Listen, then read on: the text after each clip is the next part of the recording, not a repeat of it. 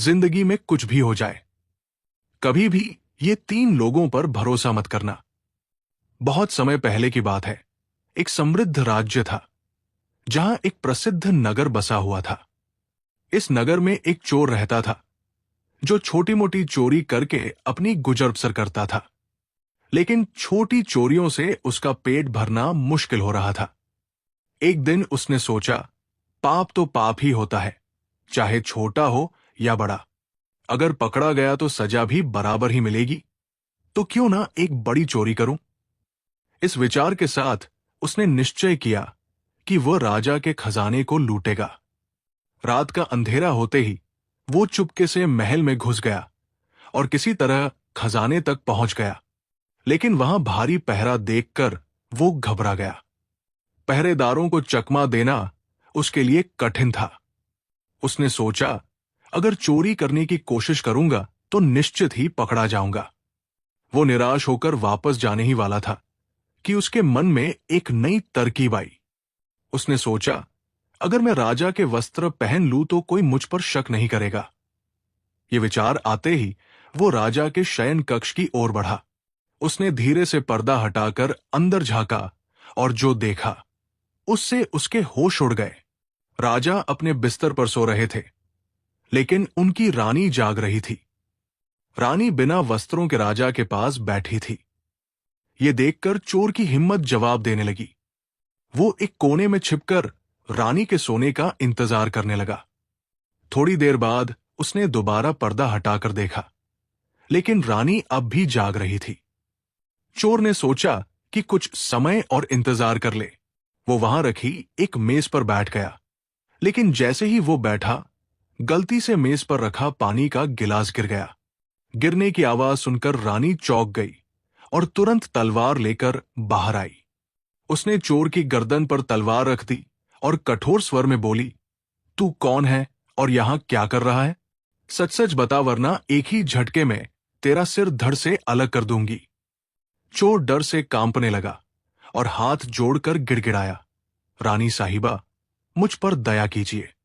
मैं एक गरीब चोर हूं। चोरी करने आया था, लेकिन मैंने कोई नुकसान नहीं पहुंचाया। अगर आपने मुझे मार दिया तो मेरे छोटे छोटे बच्चे अनाथ हो जाएंगे। रानी कुछ देर सोचती रही, फिर बोली, ठीक है, मैं तुम्हें छोड़ सकती हूं, लेकिन एक शर्त पर। चोर ने सहमते हुए पूछा, क्या शर्त है? रानी मुस्कुराकर बोली, तुम्हें मेरे साथ रात बितानी होगी, तभी मैं तुम्हें छोड़ूंगी। यह सुनकर चोर और अधिक घबरा गया। उसने कहा, रानी साहिबा, ये क्या कह रही है? मैं एक तुच्छ चोर हूं और आप महाराज की रानी हैं। मेरी औकात नहीं कि आपके साथ ये करूं। लेकिन रानी ने उसकी एक न सुनी। उसने तलवार उठाई और धमकाते हुए कहा, अगर जान बचानी है तो मेरी बात मान लो, वरना अभी यमलोक भेज दूंगी। चोर के लिए यह स्थिति और भी भयावह हो गई। उसने सोचा, अगर मना किया तो मर जाऊंगा, अगर मान गया तब भी राजा के जागने पर मौत निश्चित है। थोड़ी देर सोचने के बाद चोर ने रानी की सुंदरता देखकर हाँ कर दी। चोर और रानी दोनों एक बिस्तर पर लेट गए, लेकिन चोर ने बचने की युक्ति निकाली और कहा, रानी साहिबा, मुझे 5 मिनट का समय दे। रानी ने अनुमति दे दी।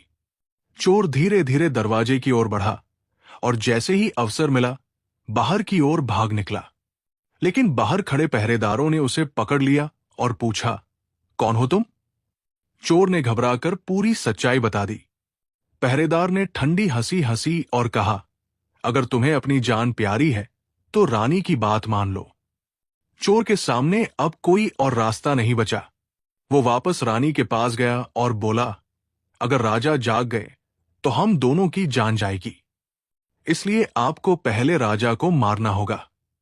रानी कुछ देर सोचती रही, फिर तलवार उठाई और एक ही वार में राजा का सिर धड़ से अलग कर दिया। जैसे ही राजा का सिर गिरा, रानी बेहोश होकर गिर पड़ी।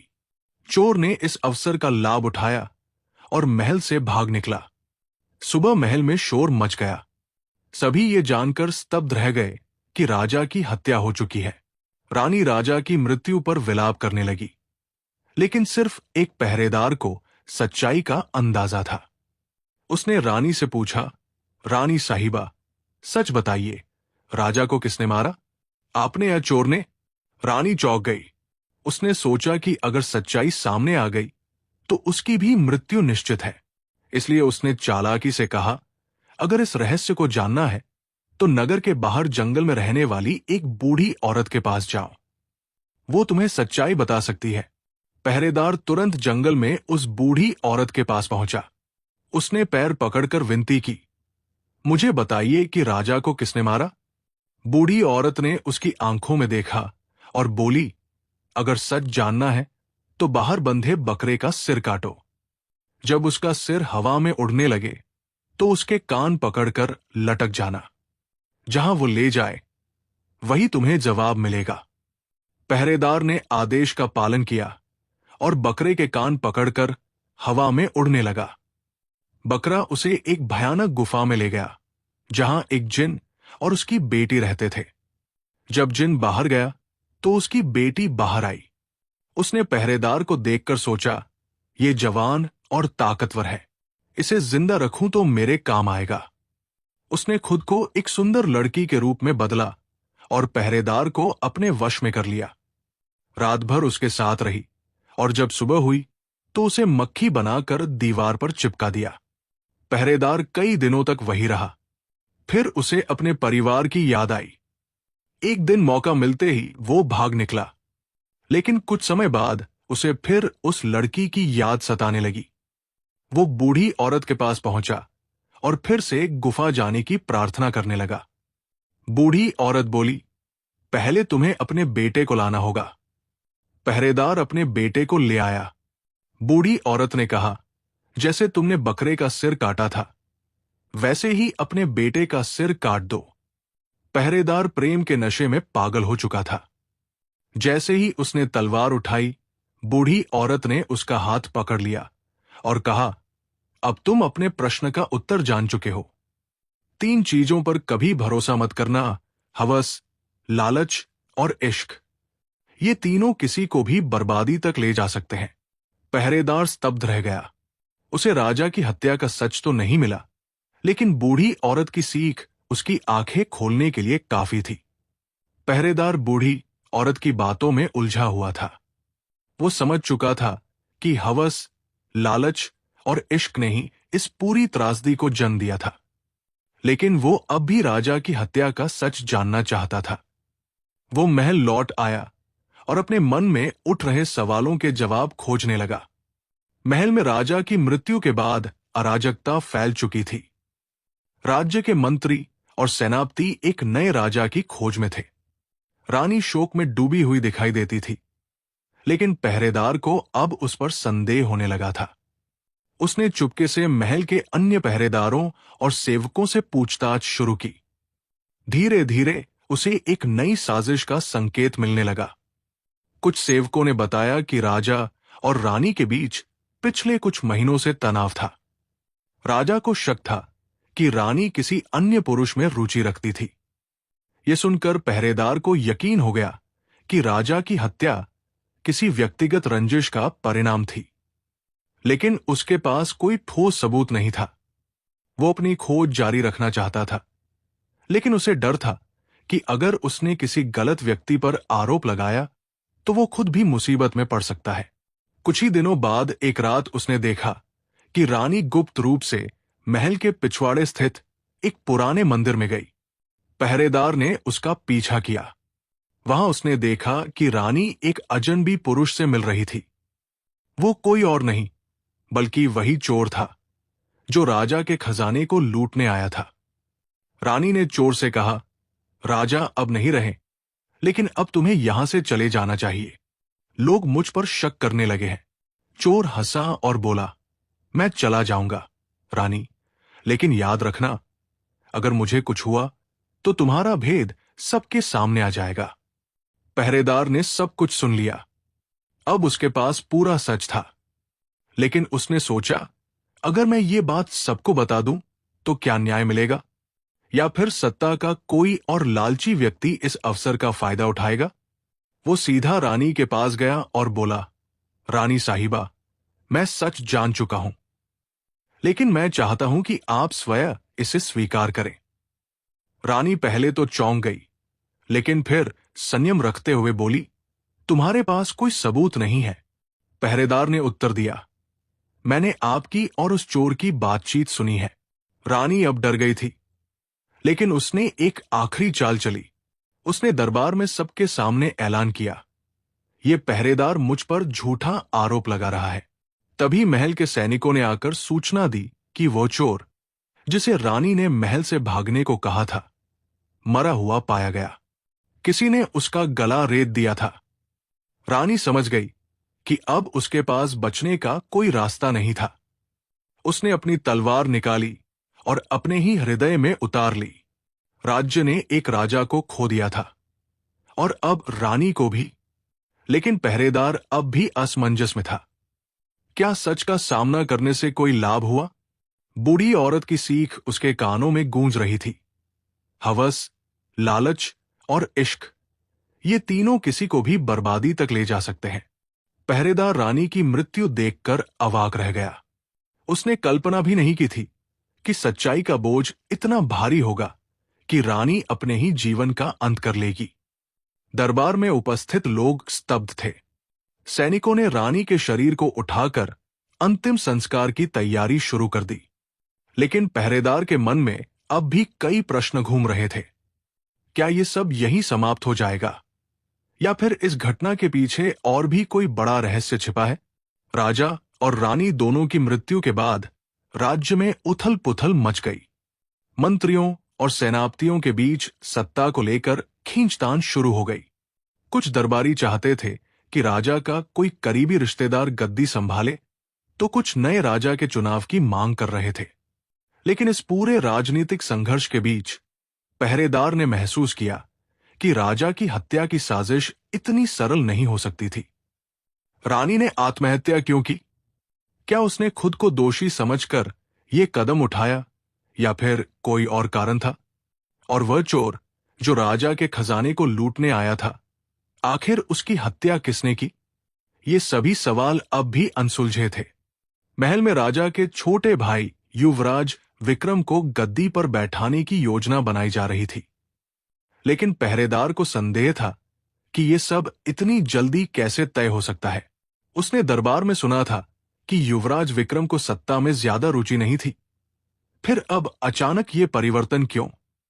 पहरेदार ने गुप्त रूप से इस विषय में जांच करने का निर्णय लिया। उसने महल के पुराने सेवकों और कुछ विश्वास पात्र सैनिकों से जानकारी इकट्ठा करनी शुरू की। धीरे धीरे उसे पता चला कि राजा की हत्या और रानी की आत्महत्या के पीछे कोई बहुत बड़ा षड्यंत्र था।